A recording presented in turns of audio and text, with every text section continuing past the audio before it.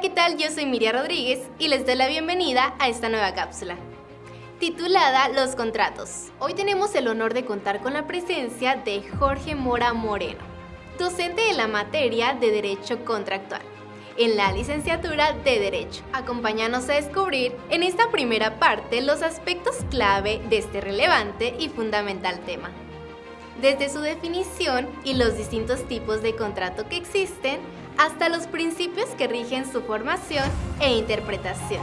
Comencemos.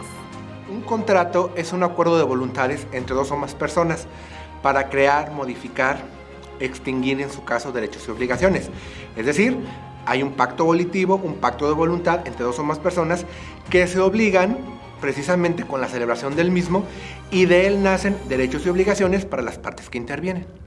Existen diferentes tipos de contratos. De hecho, nuestra legislación actual, tanto nacional como estatal, específicamente el Código Civil del Estado de Michoacán, tipifica 26 contratos. Hay contratos que no están tipificados o que no son tipificados. Sin embargo, los que sí están regulados por la propia legislación, insisto, son 26. De esos 26 se subclasifican dependiendo de la finalidad. Existen contratos relativos de dominio, contratos relativos de uso, contratos de prestación de servicios profesionales, contratos de garantía, contratos que previenen o resuelven controversias futuras, por ejemplo, también contratos en los que les permiten a las partes que participan proporcionarse ayuda mutua. Insisto, son una infinidad de contratos regulados por la legislación actual, pero entre ellos podemos mencionar los más comunes, por ejemplo, la compraventa, el contrato de donación, el arrendamiento, el comodato, la permuta, el mutuo, mandato, etc. Pero reitero, actualmente son 26 contratos los que están regulados por nuestra legislación local y federal. Existen diferentes principios que rigen la formación y la interpretación de los contratos, pero quizás por mencionar algunos tenemos el principio de la libre contratación, que se refiere básicamente a que las partes que intervienen en la formalización del contrato pues adquieren ciertos derechos y ciertas obligaciones, pero ellas mismas o ellos mismos los fijan con toda libertad, con la única limitante que sea dentro del marco legal o dentro de los lineamientos que establece la propia legislación. Otro de los principios que también rige en materia de contratos es el principio de la buena fe.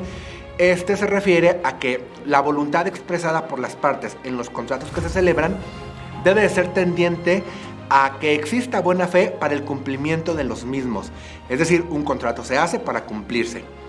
Otro de los principios que rigen en materia de contrato puede ser el principio de pacta sunt servanda o de, en su caso, autonomía obligatoria.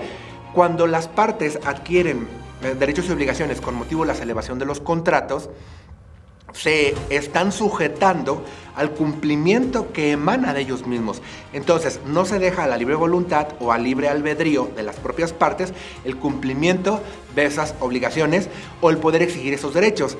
Existe también, por ejemplo, otro principio que es el principio de irrevocabilidad, el principio de ejecución, etc. Varios principios que rigen dependiendo incluso también del contrato en sí, pero básicamente o los que ya les mencioné son algunos de los principales. Agradecemos profundamente al maestro Jorge Mora por compartir su conocimiento y experiencia sobre los contratos, un tema crucial para el conocimiento de todos los futuros abogados. Esperamos lo hayan disfrutado tanto como nosotros. No olviden seguirnos en nuestras redes sociales como Gente Univa. Gracias por acompañarnos y nos vemos para la próxima.